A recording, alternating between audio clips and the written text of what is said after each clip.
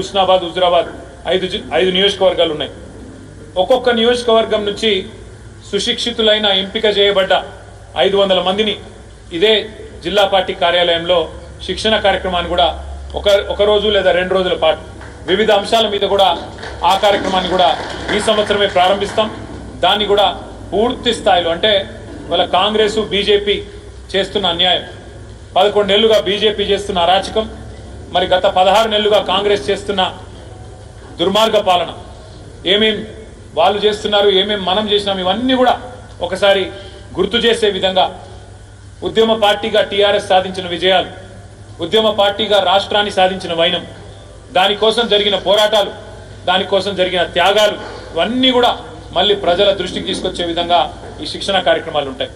అట్లాగే 10 సంవత్సరాలు టీఆర్ఎస్ ఏ రకంగా అద్భుతంగా పరిపాలన అందించింది, భారతదేశంలోనే రాష్ట్రాన్ని అగ్రగామిగా నిలబెట్టింది, అట్లాంటిది సాంస్కృతికంగా కూడా పెద్ద ఎత్తున మన భాష మీద యాస మీద జరిగిన దాడిని తిప్పికొడుతూ ఆనాడు తెలంగాణ ధూమ్ధాం పేరుతో ఉద్యమంలో ఎట్లా అయితే అద్భుతంగా సాంస్కృతిక పునరుజ్జీవనానికి ఒక పెద్దపీట వేసినామో, రాష్ట్రం వచ్చిన తర్వాత కూడా సాంస్కృతిక సారథి అనే బృందాన్ని నియమించి ఏ రకంగా మరి తెలంగాణ భాషకు యాసకు పెద్దపీట వేసినామో, తిరిగి మళ్ళీ ఒకసారి అవన్నీ యాద్ చేసే విధంగా ఈ శిక్షణ కార్యక్రమాలు ఉంటాయి.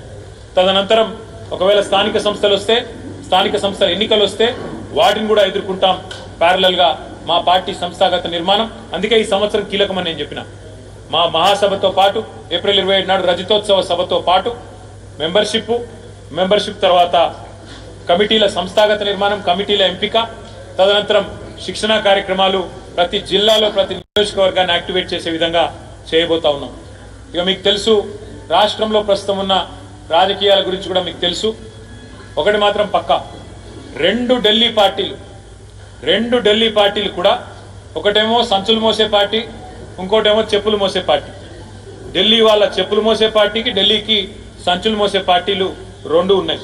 ఈ రెండు పార్టీల వల్ల తెలంగాణకు జరుగుతున్నది అన్యాయమే, దొందే. ఇద్దరు కూడా దుర్మార్గులే, ఇద్దరు కూడా తెలంగాణకు ద్రోహం చేస్తున్న వాళ్ళే. ఇవాళ మీరు చూడొచ్చు, ఈ రోజు ఇక్కడ మనం కూర్చున్నాం కరీంనగర్లో. ఇక్కడికి వచ్చేటప్పుడు నేను కమలాకర్ గారిని అడిగిన, అన్న ఎల్ఎండీలో నీళ్ళు ఎన్ని ఉన్నాయని అడిగిన. 7 టీఎంసీల చిల్లర ఉన్నాయి.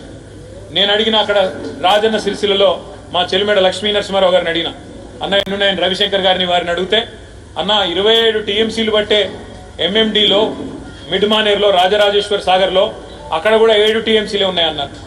ఇవాళ మా సిరిసిల్లకు మొన్న నేను ఏదో కార్యక్రమానికి పోతే ఆ తంగళ్లపల్లి బ్రిడ్జ్ మీదకి వెళ్ళి చూస్తే కింద మొత్తం ఒక ఎడారి వాతావరణం ఉన్నది, బాగా ఎండిపోయి ఉన్నది.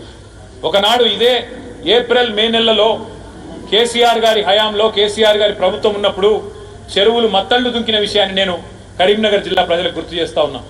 ఆనాడు ఎర్రటి ఎండల్లో కూడా అప్పర్ మానేరు నుంచి మొదలు పెడితే కింద మరి మంత్రిని దాకా మానేరు ఒక సజీవ జలధారలాగా అద్భుతంగా ఆనాడు ఆ దృశ్యాన్ని ఆవిష్కరించింది కేసీఆర్ నాయకత్వం.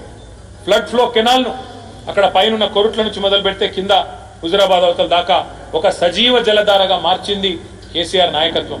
కాకతీయ కాలువను అదే స్థాయిలో అపురూపంగా ఎప్పుడు కూడా నిండుగా నీళ్లతోని, ఎండాకాలం కావచ్చు ఏ కాలమన్నా కావచ్చు, కాళేశ్వరం మహిమ వల్ల ఉమ్మడి కరీంనగర్ జిల్లాకు అద్భుతంగా పంటలు పండి మరి అద్భుతంగా ఇక్కడ సంపద సృష్టించబడ్డది. ఇవాళ కేవలం కేసీఆర్ గారి మీద గుడ్డి కోపంతో, గుడ్డి వ్యతిరేకతతో మేడిగడ్డ ఏదో కొట్టుకపోయిందని చెప్పి ఎన్నికలకు ముందు చేసిన చిల్లర ప్రచారం ఏదైతే ఉన్నదో, ఒక చిన్న పర్రె పడితే ఒక పిల్లర్ అంటే 370 పిల్లర్లుంటే ఒక్క పిల్లర్లో పడ్డది పర్రె.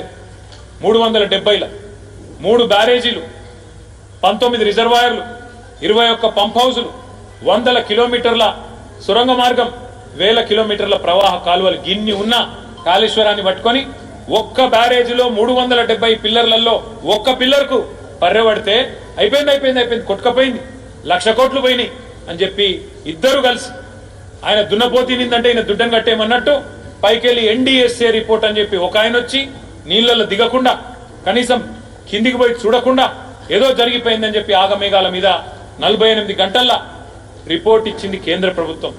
ఆ రిపోర్ట్ను పట్టుకొని ఆయన దున్నపోతినిందని కాంగ్రెస్ వాడు అంటే, రాహుల్ గాంధీ అంటే NDA ప్రభుత్వం వచ్చి ఇగో దుడ్డం కట్టేయమన్నట్టు ఆ రిపోర్ట్ ఇచ్చింది.